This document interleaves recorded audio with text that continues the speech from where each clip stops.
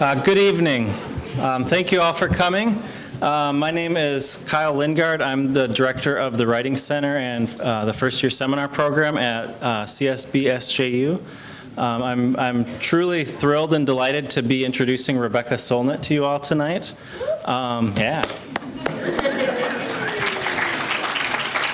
I first wanted to thank the Literary Arts Institute at the College of St. Benedict for bringing her here. Yesterday with a small group, it was my honor to go for a walk with Rebecca Solnit through the woods at St. John's. No big deal, except that it is kind of a big deal because after all, place and wandering are two primary themes that Solnit explores in some of her 17 books and hundreds of essays and commentaries. The title of one of her books that I'm particularly fond of is Wanderlust, A History of Walking, and that book examines a variety of pilgrimages.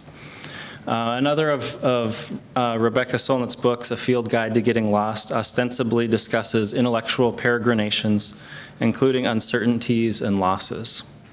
However, yesterday on the walk, she became so engrossed in conversation with a professor and they walked so fast, they took the lead, and pretty soon, I had to yell ahead and say, wait, you're going the wrong way, you're getting lost, and began wandering into a recently logged area of the woods. But as Solnit wrote in A Field Guide, never to get lost is not to live. Not to know how to get lost brings you to destruction.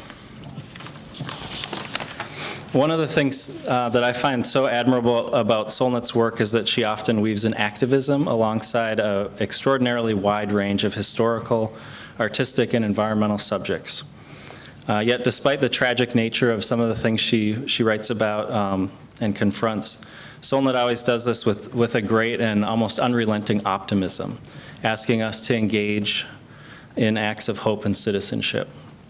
She documents how in the face of tragedy, people are regularly motivated by altruism and do in fact act spontaneously and instinctively for the common good. Her work lands squarely at the intersections of public discourse and shows how the past informs the present. Solnit is a contributing editor at Harper's Magazine and a columnist for Orion. She has won 2 NEA fellowships, a Guggenheim, and the Lannan Literary Award. Her book, River of Shadows, won the National Book Critics Circle Award. Always willing to strike out for new territory to explore, some of Solnit's most recent books include Men Explain Things to Me, as well as 2 very rich atlases that blend imaginative cartography with essays about the infinite city, San Francisco, as well as the unfathomable city, New Orleans. I hope these interdisciplinary texts will inspire more atlases and more geographies. After the reading, please check out this broadside. It was created collaboratively and printed at the Welly Book Arts Studio here at St. Ben's. It is available for purchase, as are 14 different book titles. There'll also be a brief Q&A after the reading. Solnit's original work enriches our understanding of landscape, geography, and how policy affects society, and much more. Please join me in welcoming Rebecca Solnit.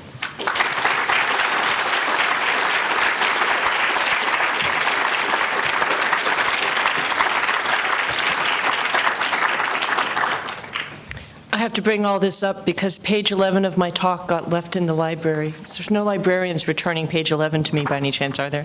So I'm going to pull my laptop out at the end and read off that. So thank you so much for bringing me out here, those of you who did that. It's lovely to be here. And always interesting to decide what to do for a talk. And I know that Field Guide had been circulating in various ways, including the broadside. And I was trying to think about, and we're talking to Mark Conway about what to do, and I decided to bring together some selections from different works of mine. Something I'm really interested in is getting past the kind of simple, direct, instant results guaranteed or your money back kind of thinking about how change works, whether it's in your personal life or in the political sphere. And so so I put together a reading out of that and gave it a title, returning to an old title I was using a decade ago when I was working on Field Guide. so no straight road takes you there. But I added a new subtitle, A Short History of the Long Way Around. So from Wanderlust, I wrote about labyrinths a lot, and that's something I've also returned to in the far away nearby. I return to subjects a lot. You know, our journeys are usually more like spirals than linear things. You return to something with a new sense. But when I was working on Wanderlust, the city of San Francisco installed a version of the Chartres Labyrinth in front of the big Episcopal Cathedral on top of Nob Hill.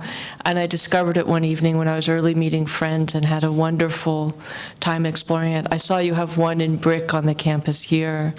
And how many of you have walked the labyrinth here? Not bad, and it's waiting there for the rest of you. So, inside the labyrinth, the two-dimensional surface ceased to be open space one could move across anyhow. Keeping to the winding path became important, and with one's eyes fixed upon it, the space of the labyrinth became large and compelling.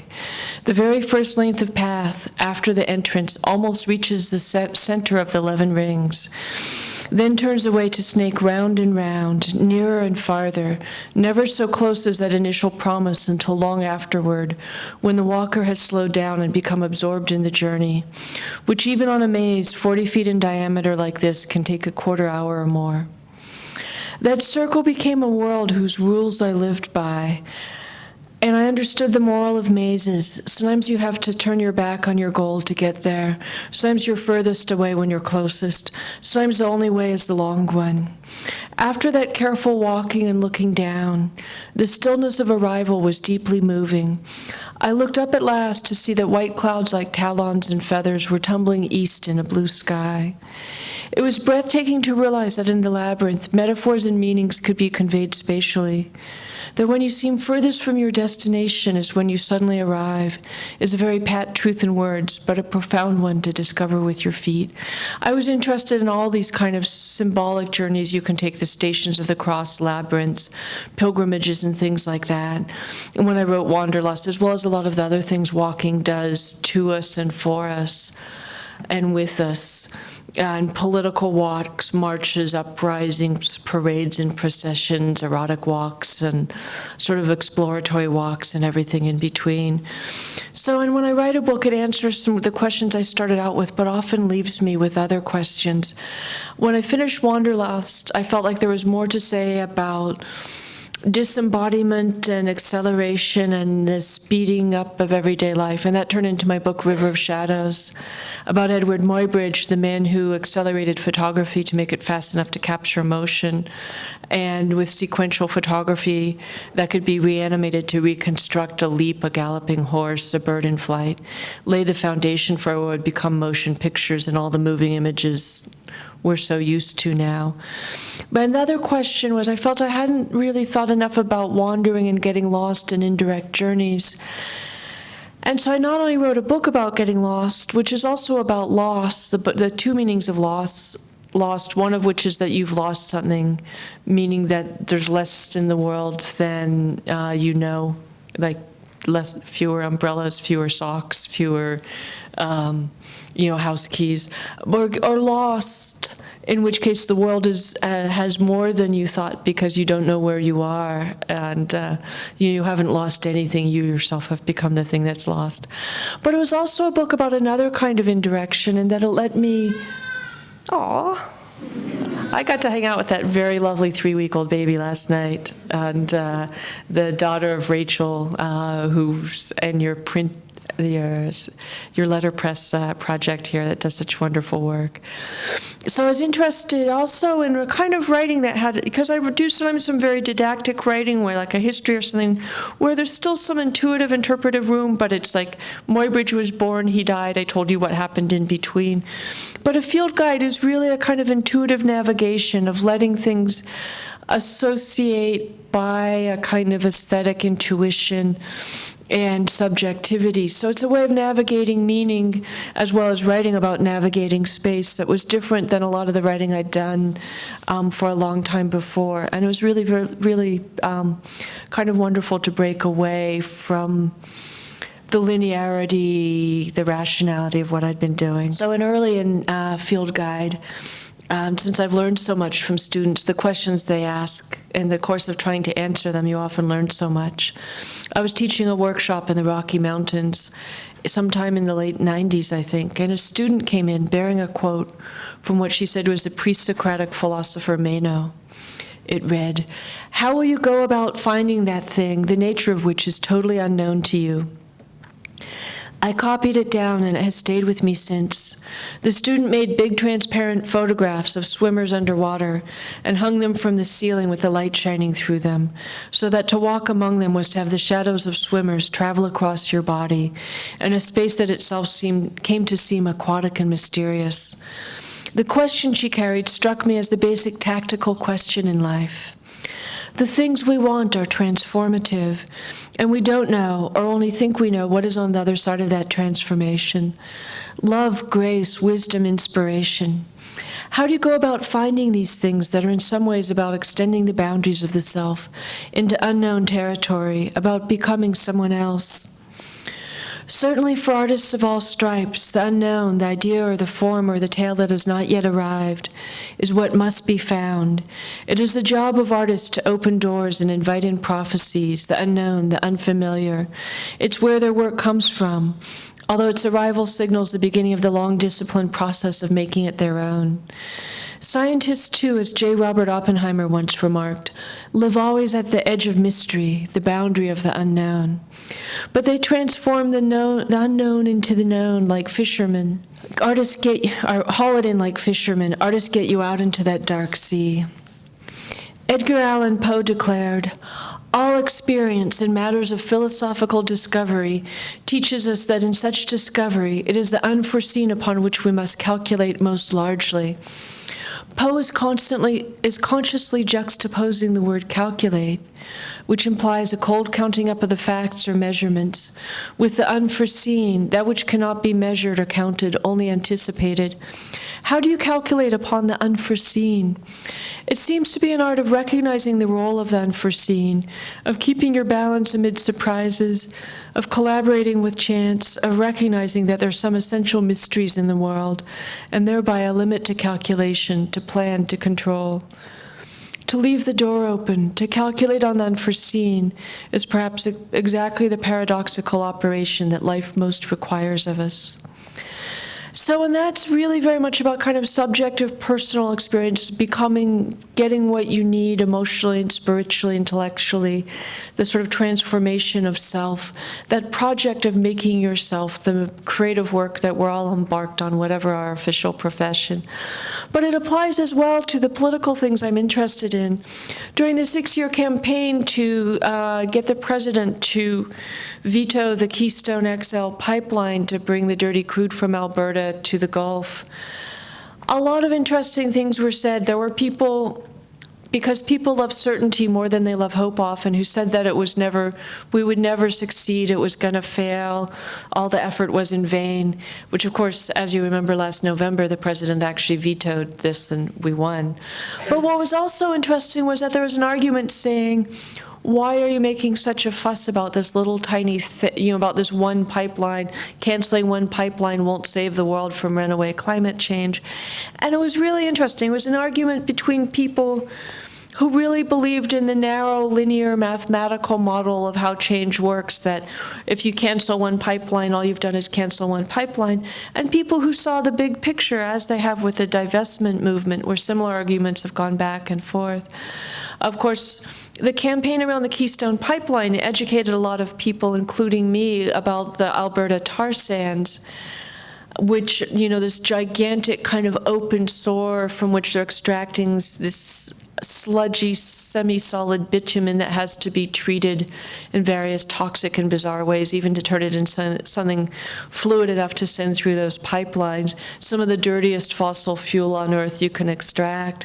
So it made that visible, made the Alberta tar sands an issue, educated people about tar sands, about climate, became a demonstration model of political power, and and it's something that always interests me about political campaigns or, anything, is that there are the very direct effects that almost everyone will recognize, but the indirect effects are often as or more important. And the same thing with the divestment movement on campuses. I don't know if there's been one here. Has there been? Did you win?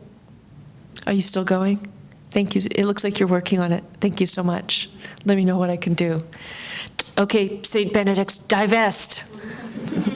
But, and you lost it's interesting because people were like, oh, that's noble but self-sacrificing. Why should we give something up? And then oil, gas, and coal prices absolutely tanked in the last couple of years. And everybody who divested when people first politely asked them to saved a bundle. And, like this California retirement, statewide state employee retirement fund lost, I think, $500 million from not divesting early enough. They are divesting. And but that was also interesting, where it's kind of like, oh, like my university has like 1.3 million in fossil fuels. How will that change anything if we divest? And if, for one thing, it makes people engage in a discourse about the ethics of climate change and the way that we're all implicated in different ways, and the ways that we have power to kind of withdraw our consent to what's being done to the planet. And, it has activated a lot of students who become part of the larger movement. It's, and one of the ways you can always tell if what you're doing is of use is see how your enemies react. The fossil fuel industry is very concerned about divestment and very upset about it, and the climate movement, they take it seriously. But so I'm interested in these questions of indirect effect. And they come up when I did the book another book around the time of Field Guide. And Field Guide is very personal and introspective. Hope in the Dark, published in the year before, is very public-spirited. It's about hope. It's meant to encourage people to engage, and the people who are engaged to recognize that sometimes we win and that sometimes we don't know what our impact is because it's indirect but or delayed or prolonged or subtle but often profound nevertheless. And it was written against people who felt that when the war broke out in 2003 in Iraq, that because they hadn't stopped the war, they hadn't done anything, they had no power, they'd never done anything, etc. So it's a review of the history of popular power, the enormous changes it's made and is making, of the victories we have behind us, and of the way that change happens, which is not necessarily that instant results guaranteed or your money back kind of thing. Ending slavery in the British Empire took about 75 years. For beginning to end, maybe about 50 years. That getting women the vote took about 80 years from when women first realized the injustice of being denied the vote to when we got it less than 100 years ago. And so I wrote, "It's always too soon to go home, and it's always too soon to calculate effect. I once read an anecdote by someone in Women's Strike for Peace, the first great anti-nuclear movement in the United States, the one that did contribute to a major victory, the 1963 Limited Test Ban Treaty, which brought about the end of above-ground testing of nuclear weapons and of much of the radioactive fallout that was showing up in mother's milk and baby teeth. The woman from Women's Strike for Peace told of how foolish and futile she felt standing in the rain one morning protesting at the Kennedy White House. Years later, she heard Dr. Benjamin Spock, who had become one of the most high-profile activists on the issue, saying that the turning point for him was spotting a small group of women standing in the rain, protesting at the White House. If they were so passionately committed, he thought, he should give the issue more consideration himself. And I love that story, that you don't know who you inspire, what they'll do. My partner has a quote from Foucault, I can't do verbatim, but it goes more or less like, you know what you do, you know why you do it, but what you never know is what you do does. And this was one of those cases. I actually heard another one last week about Richard Nixon was actually planning to use nuclear weapons on Vietnam, which not only would have meant tremendous loss of human life, but it would have also legitimized in some way or opened the way for other countries to use nuclear bombs in warfare and made the whole world a lot less safe. It would have set a really scary precedent. But there was a big peace march going on, and the story, which I will go and verify, but I heard it this weekend in Chicago, I thought it was really interesting, was that Nixon looked out the window. There was this huge anti-war demonstration going on. He realized how big the blowback would be, and he said, never mind, let's not bomb them. And of course, the 10,000 people marching in the streets of Washington, D.C. never knew that they stopped a nuclear bomb and maybe prevented, a 250,000, 1 million deaths, who knows, and what else might have come from that. So you don't always know. Cause and effect assumes history marches forward, but history is not an army. It is a crab scuttling sideways, a drip of soft water wearing away stone, an earthquake breaking centuries of tension. Sometimes one's person inspires a movement, or her words do decades later. Sometimes a few passionate people change the world. Sometimes they start a mass movement and millions do. Sometimes those millions are stirred by the same outrage or the same ideal, and change comes upon us like a change of weather. All that these transformations have in common is that they begin in the imagination, in hope. To hope is to gamble. It's to bet on the future, on your desires, on the possibility that an open heart and uncertainty is better than gloom and safety. To hope is dangerous, and yet is the opposite of fear, for to live is to risk. I say all this because hope is not like a lottery ticket you can sit on the sofa and clutch, feeling lucky. I say it because hope is an axe you break down doors with in an emergency. Because hope should shove you out the door.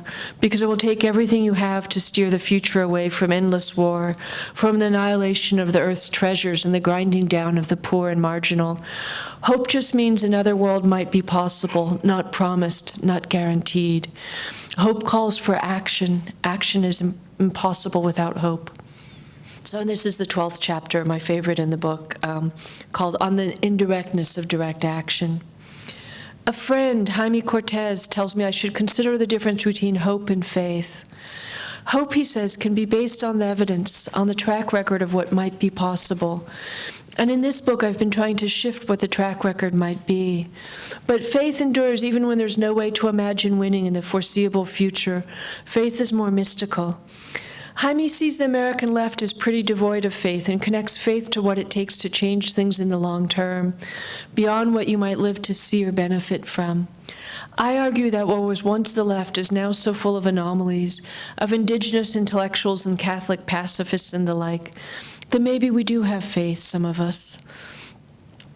Activism isn't reliable. It isn't fast. It isn't direct either most of the time.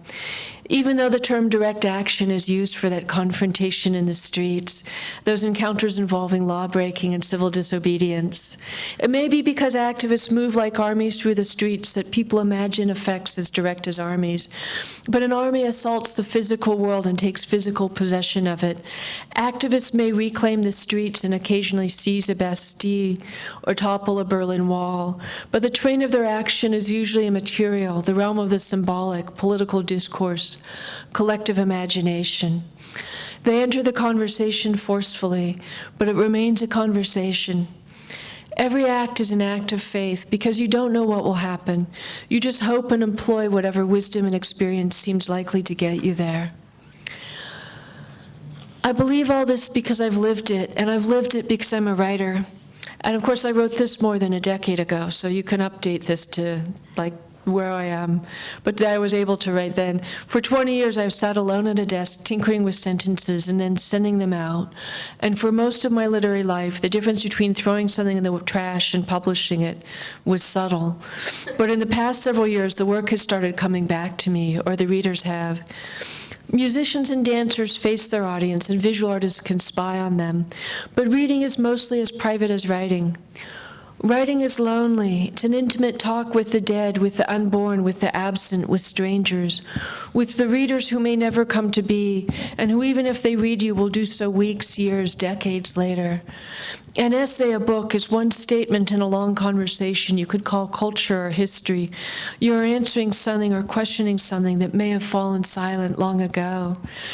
And the response to your words may come long after you're gone and never reach your ears if anyone hears you in the first place. After all, this is how it's been for so many books that count, books that didn't shake the world when they first appeared but blossomed later. This is a model for how indirect effect can be, how delayed, how invisible. No one is more hopeful than a writer. No one is a bigger gambler. Henry David Thoreau's 1849 essay, Civil Disobedience, finally found its readers in the 20th century when it was put into practice as part of the movements that changed the world. Thoreau's voice was little heard in his time, but it echoed across the continent in the 1960s and has not left us since. Emily Dickinson, Walt Whitman, Walter Benjamin, and Arthur Rimbaud, like Thoreau, achieved their greatest impact long after their death, long after weeds had grown over the graves of most of the bestsellers of their lifetime. You write your books, you scatter your seeds. Rats might eat them or they might rot. In California, and I've learned here in the prairie as well, some seeds lie dormant for decades because they only germinate after fire, and sometimes the burn landscape blooms most lavishly. Nobody can know the full consequence of their actions, and history is full of small acts that change the world in surprising ways. I was one of thousands of activists at the Nevada test site in the late 1980s, an important forgotten history still unfolding out there, where the United States and Great Britain have exploded more than 1,000 nuclear bombs, with disastrous effects on the environment and human health. Some of the largest acts of civil disobedience in American history were committed when we would walk into the place to be arrested as trespassers, thousands in a day. There, too, as in peace marches, just walking became a form of political speech, one whose directness was a delight after all the usual avenues of politicking, sitting in front of computers, going to meetings, making phone calls, dealing with money. Among the throng arrested were Quakers, Buddhists, Shoshones, Mormons, pagans, anarchists, veterans, and physicists, and of course the Franciscan monks and nuns who had begun the great actions there that drew all these other people in. We would barely make the news in the United States, but we were visible on the other side of the world. Our acts inspired the Kazakh poet Olzas Süleymanov on February 27, 1989, to read a manifesto instead of poetry on live Kazakh TV, a manifesto demanding a shutdown of the Soviet test site in Semipalatinsk, Kazakhstan, and to call a meeting. 5,000 Kazakhs gathered at the Writers' Union the next day and formed a movement that shut down the nuclear test site. They named themselves the Nevada Semipalatinsk Anti-Nuclear Movement, and they acted in concert with us. Us, by that point, included the Western Shoshone who'd come to endorse our actions and point out that we in the United States government were on their indigenous homeland. The Kazakhs identified with these indigenous people. Anyway, the Soviet test site was shut down. The catalyst was Süleymanov, and though we in Nevada were his inspiration, what gave him his platform was his poetry in a country that loves poets. There's a wonderful parable by Jorge Luis Borges. In the last years of the 13th century, God tells a leopard in a cage, "You live and will die in this prison so that a man I know of may see you a certain number of times and not forget you, and place your figure and symbol in a poem which has its precise place in the scheme of the universe. You suffer captivity, but you will have given a word to the poem." The poem is the Divine Comedy. The man who sees the leopard is Dante. Perhaps Süleymanov wrote all his poems so that one day he could stand up in front of a TV camera and deliver not a poem but a manifesto. And Arundhati Roy wrote a ravishing novel, The God of Small Things, that catapulted her to international stardom, perhaps so that when she stood up to oppose dams and corporations and corruption in her native India, people would notice. The year after the birth of the Nevada Semipalatinsk anti-nuclear movement, when some of its members were already with us at the peace camp next to the Nevada test site, I was the only one who attended a workshop there on Nevada and the military. The man giving it was visibly disappointed, but gave it splendidly for me alone. This is my great friend Bob Fulkerson, still a really important part of my life, and I went to his daughter's wedding last year, and we've been sort of collaborators, friends, given each other encouragement ever since. And I always joked to him because, you know, this book and a lot of other things a lot of my work comes out of that workshop, and, immediately I did a piece for Sierra Magazine based in part on what he told me, and it's like, so Bob, was there one person in that workshop, or one person or everyone who wrote what you made possible with what you taught me and what you gave me? So as we sat in the rocks and dust and creosote bush of the deep desert on a sunny day, the great Nevada organizer Bob Fulkerson taught me that the atrocities of nuclear testing were not unique in that state, with a fifth of all the military land in the United States, and invited me to travel into its remoter reaches. What came of Bob's invitation changed my life and had much to do with my book Savage Dreams, the first half of which is about the test site and the strands of its history wrapped around the world. And before there was the book, there was an essay version of what the test site and Bob taught me that appeared in a magazine with a circulation of about 500,000. A few years ago, I went back to the test site for another Easter action, and there I met several students from Evergreen College in Washington who had decided to come down because they'd been reading Savage Dreams in class. If you're lucky, and the book is called Hope in the Dark, because Virginia Woolf has this beautiful sentence in her diaries written during World War II, not long after she recovered from one of her breakdowns. It says, "The future is dark, which is on the whole the best thing it can be, I think," which I love for saying that, darkness is a good thing, uncertainty is a good thing, the unknowability is a good thing. We don't know where we're going, and you can come to terms with that. So if you're lucky, you carry a torch into that dark of Virginia Woolf's. And if you're really lucky, you'll sometimes see to whom you've passed it, as I did on that day. And if you're polite, you'll remember who handed it to you. I don't know if the Evergreen kids have become great activists or died in a car crash on the way home, but I know that for them I was a leopard, prompting a word or two of the poem of their own lives, as Bob was for me. Borges' parable continues. On his deathbed, Dante is told by God what the secret purpose of his life and work was. Dante, Borges writes, Dante in wonderment knew at last who and what he was, and blessed the bitterness of his life. One day in Auschwitz, the writer Primo Levi recited a canto of Dante's Inferno to a companion. Levi was Italian, and like a lot of Italians, he'd memorized, I think as a schoolboy, cantos from the Divine Comedy. So he recited a canto of Dante's Inferno to a companion, and the poem about hell reached out from 600 years before to roll back Levi's despair and his dehumanization. It was a canto about Ulysses, and though it ends tragically, it contains the lines, "You were not made to live like animals, but to pursue virtue and to know the world," which he recited and translated to the man walking with him. Levi lived and wrote marvelous books of his own, poetry after Auschwitz in the most literal sense. In 1940, in his last letter to a friend before his death, the incomparable, uncategorizable German-Jewish essayist and theorist Walter Benjamin wrote, "Every line we succeed in publishing today, no matter how uncertain the future to which we entrust it, is a victory wrenched from the powers of darkness." So I'm going to end with a longer excerpt from my book, The Faraway Nearby, which is also about this kind of intuitive navigation of finding a kind of poetic or lyrical sense of relationship between things rather than a kind of linear and logical one. It's a book about illness and empathy and storytelling, and it would be hard to explain, but I won't explain it. I'll just read.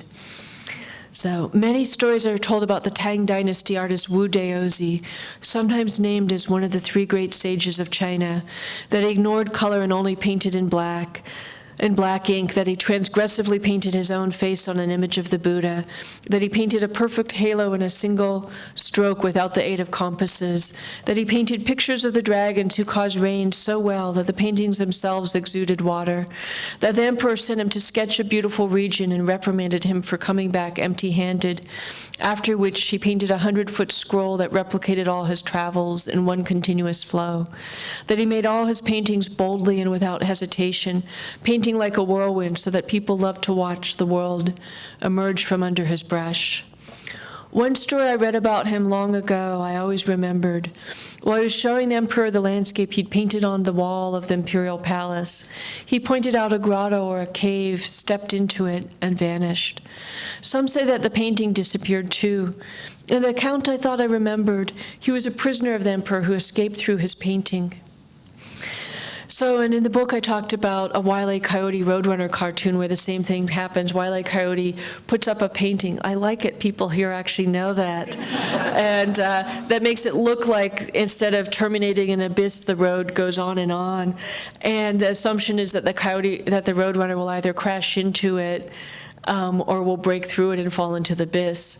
And the Roadrunner runs into the picture and disappears up the road. And, and thinking about it again, I realized that actually the Roadrunner was one of those Taoist masters. And Coyote, for me, has always been the Native American trickster figure.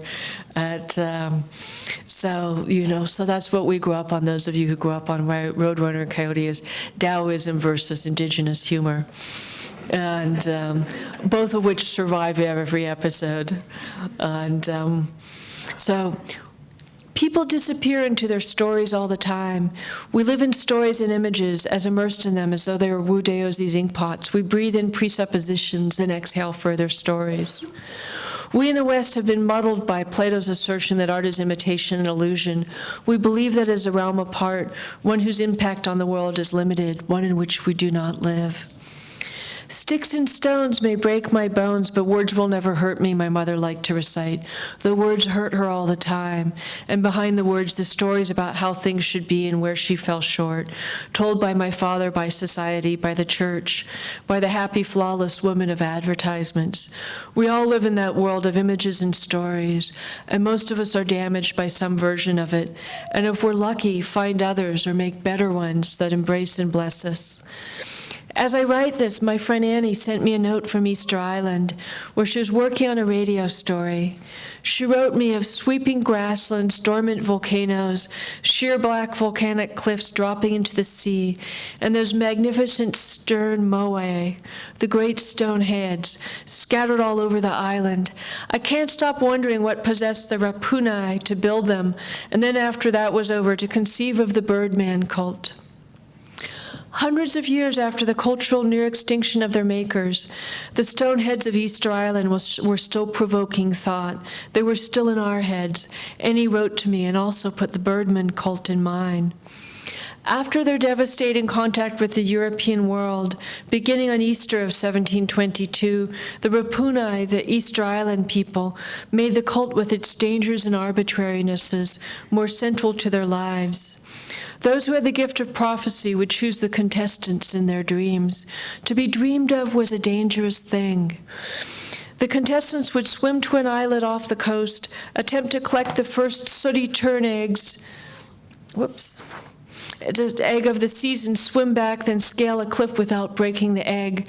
The losers sometimes drowned or were devoured by sharks or fell from the cliff. The winner was given a new name and isolated but splendid status for the year, and his clan won the exclusive right to the season's egg gathering from the small island where the tern's egg had been seized. I later read, after I read this book, that this whole right was partly to limit how many eggs were harvested to kind of create an environmentally sustainable harvesting program. It also created a lot of cultural, I think you could call it intensity. The Birdman Cult might just be an extreme case of the stories we weave all the time that make a small item a trophy, a sign of spiritual or social status, a token that changes your life. Only the unfamiliarity of the Birdman Cult makes us remark on its arbitrariness. Since in our own world, people die in the attempt to climb mountains for no practical reason, kill because of words that insult them or their gods, and revere those who've won a prize handed over by a whimsical jury, or because a combination of factors sent a ball into or over a net. We live in dreams. We go into the shark-filled sea to carry them out. They make one egg of the sooty tern, also known as the wide awake, something you can organize a whole society around. The tern's egg is small, speckled, nondescript.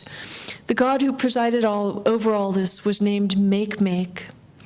The things we dream up, wrote Annie to me. To become a maker is to make the world for others, not only the material world, but the world of ideas that rules over the material world, the dreams we dream and inhabit together. Like many others who turn into writers, I disappeared into books when I was very young, disappeared into them like somebody running into the woods. What surprised and still surprises me is that there is another side to the forest of stories and the solitude that I came out. Sorry, it's a matter of emphasis. What surprised and still surprises me is that there is another side to the forest of stories and the solitude, that I came out the other side and met people there. Writers are solitaries by vocation and necessity. I sometimes think the test is not so much talent, which is not as rare as people think, but purpose or vocation, which manifests in part as the ability to endure a lot of solitude and keep working. Before writers are writers, they are readers, living in books, through books, in the lives of others, that are also the heads of others, in that act that is so intimate and yet so alone. Libraries are sanctuaries from the world and command centers onto it. Here in quiet rooms are the lives of Crazy Horse and Aung San Suu Kyi, the 100 Years' War and the Opium Wars and the Dirty War, the ideas of Simone Weil and Lao Tzu, information on building your sailboat or dissolving your marriage, fictional worlds and books to equip the reader to enter the real world. They are, ideally, places where nothing happens and where everything that has happened is stored up to be remembered and relived, the place where the world is folded up into boxes of paper. Every book is a door that opens onto another world, which might be the magic that all those children's books were alluding to. Those children's books about magical journeys and transformations, which often involve magical books. And a library is a Milky Way of worlds. All readers are Wu Daozi. All imaginative, engrossing books are landscapes into which readers vanish. Because the object we call a book is not the real book, but its seed or potential, like a music score. It exists fully only in the act of being read, and its real home is inside the head of the reader, where the seed germinates, the symphony resounds. A book is a heart that only beats in the chest of another.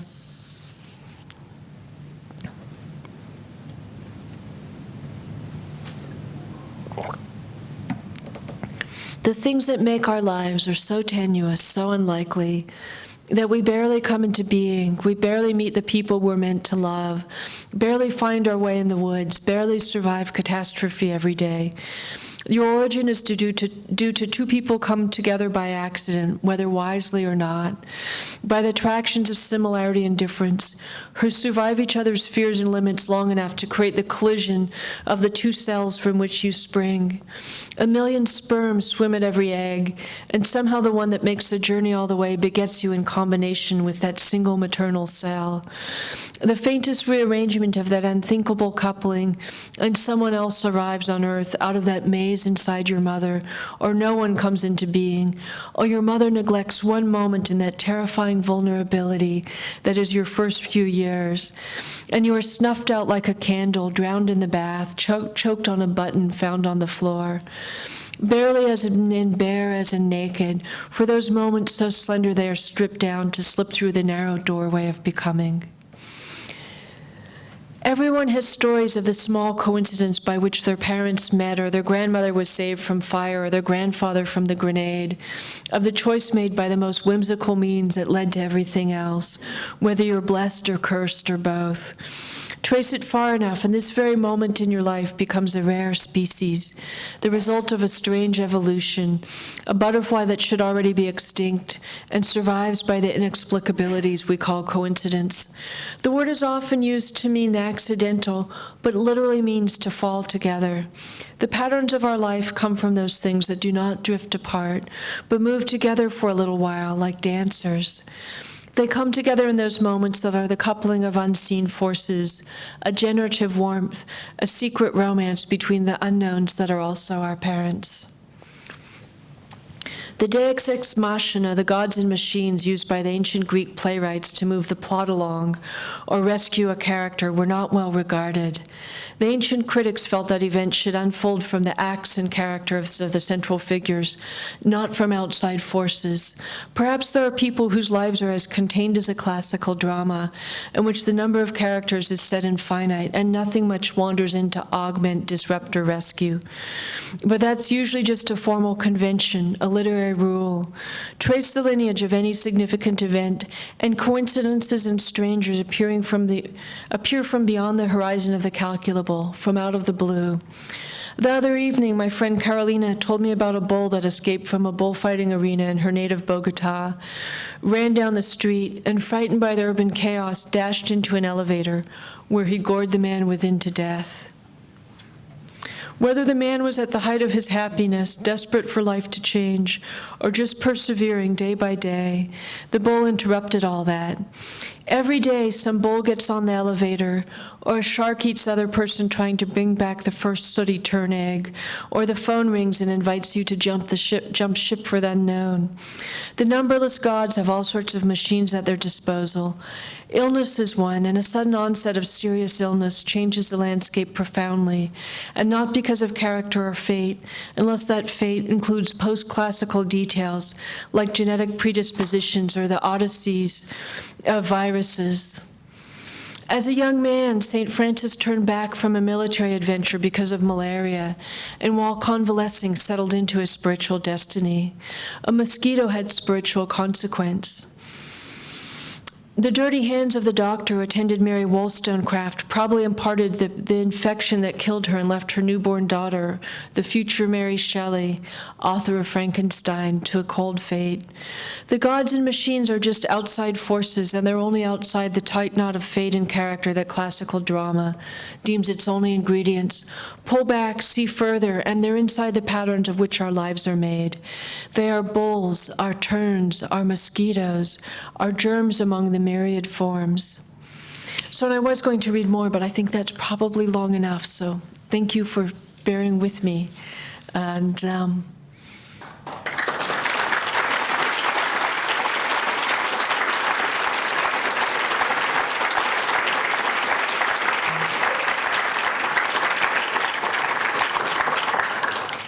I went on to, part of what happens in this book, in which very little happens, is I go to Iceland.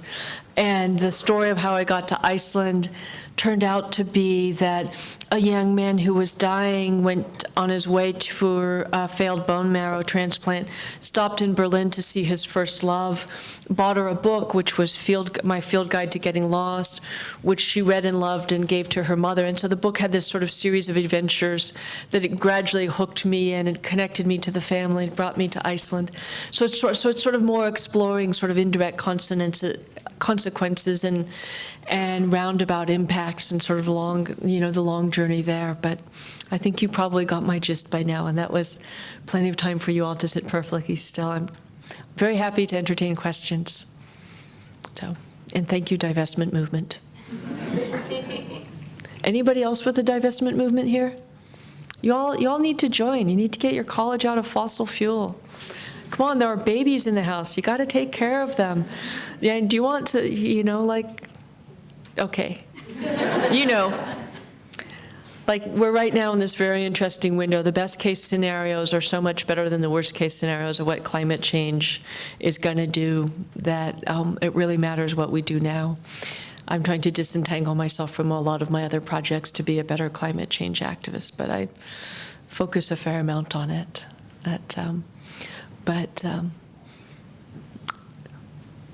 To that produce total, oh, no, wait, there's an arm. Hello, arm. I have a question from the faraway nearby. Yeah. I was absolutely riveted by the first page about stories and what is your story, it's all telling.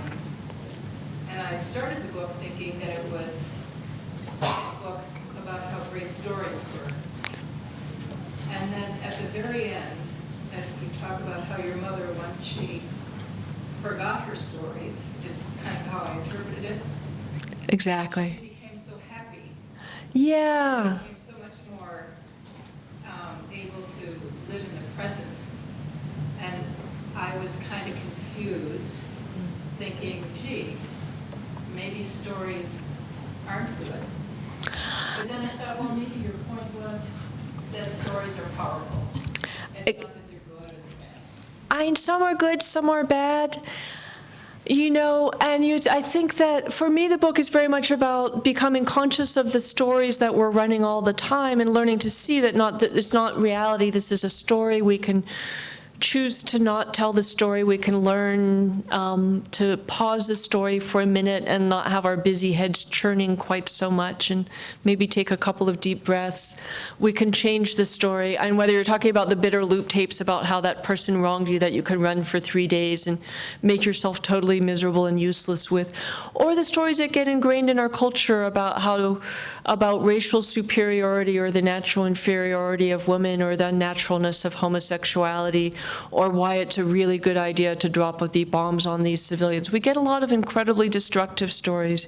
The stories why you need to buy more things and go deeper into debt, and why you need to punch the person who doesn't agree with you, speaking of Donald Trump, and some of his rallies and stuff. And it's really, I think that, one of the great tasks we have in life is how do you become the storyteller of your life so that you decide what stories to tell and how they work, rather than have stories tell you what to do. And there's a kind of unconsciousness where you don't know how the stories are driving you. And my mother had a lot of stories that made her very unhappy. And when those stories stopped, as she forgot them, she really did become a lot happier. It was really interesting watching. And there's a tendency for people to say, oh, stories are wonderful. And it's like, well, no. The Ku Klux Klan has their set of stories, and they are not wonderful. Fanatics have their stories. And, people who hustle little old ladies out of their life savings have stories to justify what they're doing. And, and it's really, like, stories are powerful. One of the things I was interested in that book was, like, how do you become conscious of the stories that are shaping your decisions and values? I think it's one of the things you really get from a liberal arts education and education in the arts and humanities and history is to become conscious of individual and collective stories, and to become somebody who can really choose and be aware of those stories. And that's the work all of us have to do all the time. It's one of the key things we do as human beings, is to navigate those stories, reject the ones that are poisonous, and cultivate the ones that are nourishing. So that was a good first question. Yeah. Well, so first of all, I just wanted to say thank you, because you are one of the reasons I became or aspired to become sort of writer I am. Yeah. Oh, wow. I interned at Harper's and was writing for them for a little bit, and I don't know if it was through that, but when I first read A Field Guide to Getting Lost, it just had this huge effect on me. So thank you. And I have a question about how when you begin a more heavily researched book, Yeah. like River of Shadows, what your process is and what you read and what you map out. Do you research while you're writing or before? Yeah. About technological change and about the history of the West and our relationship with nature, and all these, and then also this biography at the same time. So where do you begin? Yeah, and with a heavy-duty book like that, I try and do a lot of research before I write anything, because you really kind of need to know, it's like doing a survey of the landscape. You need to know the whole terrain before you know how you'll travel through it with a narrative. So I collect a huge amount of material and create files and lists and, or put Post-its in books. And I used to acquire a lot more photocopies than I do now. And but have different ways of organizing great piles of material, which never works perfectly, and you still go on the mad half-day hunt for that incredible quote that completely clinched something, but it works pretty well. And then I start writing, and of course the writing brings up other questions, and it's like, oh, I need to understand this in more detail. I need to go a little bit further into something this character has entered in, and I need to know more about him, and et cetera. And then, of course, you give it to your editor, and then there's another round of questions and sometimes fact-checking questions and stuff. So, like, you know, so you go over and over and over the material. And it's funny, I remember when the Muybridge book came out, it was really fun, because I'd written A History of Walking, and that was the book before it, I think. And everybody knows a lot, or knows something about walking. And it was kind of fun because most of my books have been about subjects where people have, you know, are convinced they have a lot of expertise. And the Muybridge book was kind of fun because for a brief moment, I was one of the two most knowledgeable people on earth, probably, because I knew about 10, as you do when you write something. I just did a big crime feature for the Guardian newspaper, the British Guardian. You know a lot more than goes into the story. And now, of course, I've lost a lot of that. I probably know most of what's in the book, and that's all. But it's funny, those different stages of relationship with a body of knowledge. You know, it's almost kind of like a romance, like you get to know it. You have this very intense, immersive period. You know, it's a certain point, like, not all relationships are like this, I understand. But, you know, like, there's a point where, like, you love the book and you think it's awesome. There's a point where you can't stand the book and you're really sick of it, which usually happens before you have to go on tour and talk about it. And then there's a period where it's like, you know, like, you like it very well, but it's not really kind of filling your horizon right now. So, but, thanks for asking. Did we have any contact when you were at Harper's? I don't think so. Okay. No, I'm not normally the type of person who shows up to people's readings and says what a huge fan I am, but since you were talking about the unintended. I'll take it. Yeah. How you put a book out there in the world and you don't know what will happen, it shows that you know that. Okay. Oh, happy to hear it. That's a beautiful unintended consequence, I hope. Unless maybe you end up cursing me for me. But if you're happy with where you ended up, you never know. Should I take responsibility? What do you think? Are there other questions? Yeah. I appreciate you talking about wanting to spend more time working on the climate and all of that. Yeah. I'm devoid of something that captures my time and attention like that. Yeah. So I admire that you have that. And I'm wondering, in all of your writing and all of your work, how is it that you came to that topic or cause, and how is it that right now in your life you're like, I've got to clear away all of the other noise so I can spend more time on that? Well, you know, I've been interested in environmental stuff most of my adult life. And you know, which comes partly out of being a kid who spent a lot of time out of doors. But then also, it's the bottom line, and for, you know, it's the physical conditions for life on Earth is what we're talking about with the environment. You know, if your water gets poisoned, if your land desertifies, if the species goes extinct, if the nuclear waste spills over and contaminates the city, it's, you know, and climate change, the current climate is the idyllic stable conditions under which our species has evolved and kind of developed its civilization since the last ice age, and we have completely destabilized it. There's more carbon in the atmosphere now than there's been since the time of the dinosaurs 66 years ago. 66 million years ago. Okay, 66-year-olds, you are not dinosaurs. But you know, and it's a human rights issue. A lot of low-lying islands and island nations are going to disappear. There's going to be a lot of desertification and they're already seeing mass famines and things like that, and deaths.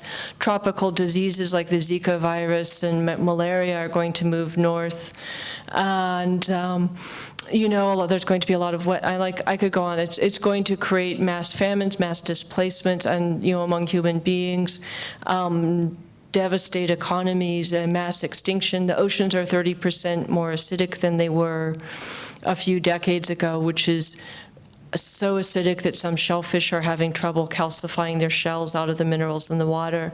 And so like the eggs hatch and then they can't form shells and they just die. And, it's the biggest mess we've ever made. And the difference between the best case scenario and the worst case scenario is really profound. And, there's a lot of small children in my family, and it's, there's a baby in the back of the room who very well is, by actuarial tables, will see the year 2100. And the latest news from the New York Times last week is that the West Antarctic ice sheet, which, they never could have, they never quite understood why it hasn't melted, but if all the water in it melts, it will raise sea level about 25 feet, which means that, it looks like it's melting a lot faster than we thought. And if you imagine sea level rising 6 feet, you've changed the outline of most of the coasts of most of the continents of the world. And a lot of coastal cities like New York City and Miami and et cetera, Houston, et cetera, start, like a lot of things get really, it's the short version is it's kind of apocalyptic, the worst case scenarios, and there's a big difference between best and worst case. So, and it's not somebody else's job to do something about it, it's everybody's. So, and I'm part of everybody, so I'm doing what I can. So, which usually ends up the most useful thing I can do is write about it. But the more time I spend with the activists and movements and reading the science and looking at the physical evidence, the better I can do that. So, yeah. I'm wondering about the idea that hope spurs action. Yeah. This place between hope and faith, but it feels like something's missing there, like this idea of envisioning, right? Like how can hope, there's something else, right? Like, Well, I think when we think about, that hope spurs on action, and there's this idea of faith, but is that enough? Well, I think it's not hope alone, but I think that people don't take action unless they hope that their actions were going to have some kind of consequence. I think a lot of times people think hope is optimism, and I hate optimism. Optimism and pessimism I see as mirror image of each other. Optimism says everything's going to be just sunny side up, awesome, no matter what we do. Pessimism is like it's all going to suck and there's nothing we can do about it. And they both totally excuse you from acting. Hope is, for me, and there's a kind of hope that like maybe some things will turn out right, a kind of passive, which is brings us back, which is really more like optimism. But the hope I'm interested in is the hope that, the sense that there's a chance and that we might win, we might make a difference, we might be able to intervene, and that we don't have to resign ourselves to the worst case scenarios or to a sense of powerlessness. Does that make sense? Yeah. Oh, good, thank you. So, other questions? Yeah. Well, I think this feels very related to what you were writing about in Paradise Built in Hell. And I wonder if you could talk more about that, about the reality of winning. You know what I mean? That in the book, I'm not very far into it, but that you're talking about what's happening in these communities, that there's this sort of narrative that when disaster strikes, everything falls completely apart. And what you're talking about is that actually that's not the case, that we do know how to take care of each other, we do know how to cooperate, and we do create these new economies and new communities in spite of this. I'm just wondering if you can talk about how that informs your thinking about climate crisis. Yeah, that's sort of a great thing to bring up because it really connects back to your question about stories. The stories were, I did a book about disaster called A Paradise Built in Hell, and I started investigating disasters and what disaster sociologists had concluded from doing incredible on-site studies of how people respond to disaster. And basically everything that we've been told by the mainstream media and Hollywood movies about how we behave in disaster is wrong. And they really become an arena for a debate about human nature. The assumption is that we're sort of Hobbesian creatures or social Darwinist creatures that were selfish and greedy and craven, and, that men sort of rape and pillage and women run around helplessly like chickens and sheep waiting for Charlton Heston or Tom Cruise or somebody to, rescue them from their inanity. And right up to, I saw that horrible San Andreas movie that came out last year. It was like we were in a hotel without cable, and that's what was on. So, and it's like they're still doing that. But what actually happens in disasters is that most people of whatever gender are not predatory, are not vicious, or too terrified to do anything. That they're actually pretty calm, resourceful, and really generous and empathic in their response. And that's actually an example of like a really destructive story. A lot of governments, like the US government after Hurricane Katrina, because they believe this about human nature, and of course there was a big racial element to the willingness to believe that New Orleans was a seething pit of raping and pillaging, and this sort of obsession with looting as though whether or not people are taking TVs is the most important thing that for us to care about when like grandmothers and toddlers are dying on rooftops. And so a lot of people died of bad stories in Hurricane Katrina, stories that prop up institutional authority's sense of its own importance and necessity, and that undermine our sense of confidence about ourselves and each other.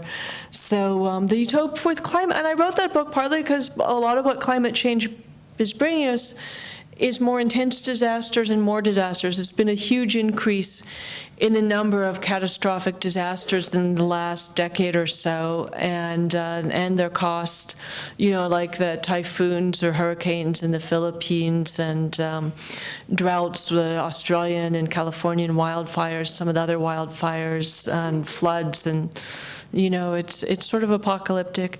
And I wrote it really to give people, it felt like knowing how we actually behave in disasters is a really useful tool. And what I don't know is whether the climate crisis itself will become a kind of disaster that will that will bring out some of these qualities in people. And it really kind of strips away a lot of the distracted rubbish we waste our times on worrying about the past and future and trivialities, and kind of feeling separated by timidity and artificial differences and things like that. And people kind of forget all that and really plunge into the moment, into this deep sense of connection to each other and a certain kind of fearlessness that's quite beautiful. So I don't know. It certainly happens in some of the climate change disasters we've seen. I don't know if it, and I don't know how climate change will play out. But I also see that some of these, in a sense, the climate movement itself, which I've gone to the New York March. I was in Paris reporting on the climate summit for Harper's.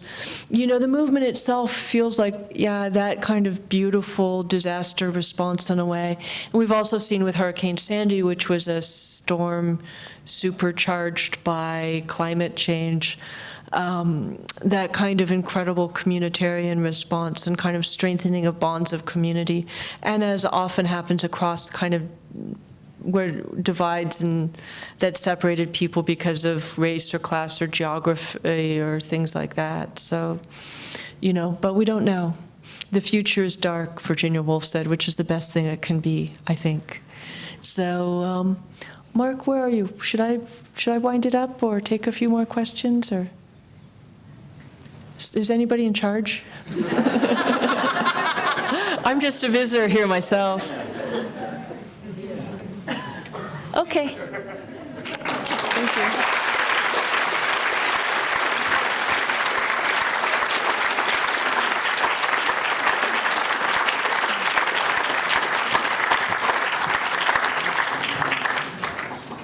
Thank you once again for coming. Remember, there are books and broadsides in the back as well as refreshments. So, have a great night. Thank you.